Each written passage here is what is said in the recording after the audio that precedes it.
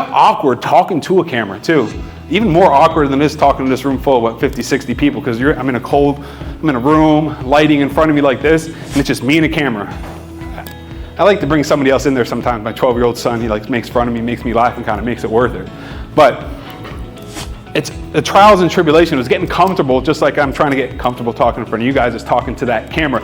That camera will make you money. So the organic content, it's authentic, it's high quality content that provides value to your audience. It does require consistency and creativity.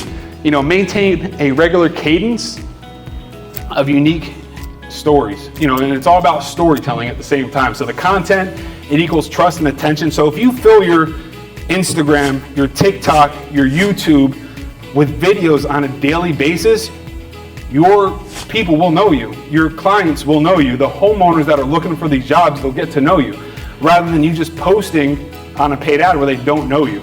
With organic content, you can talk directly to the homeowners. We'll get a little bit more of that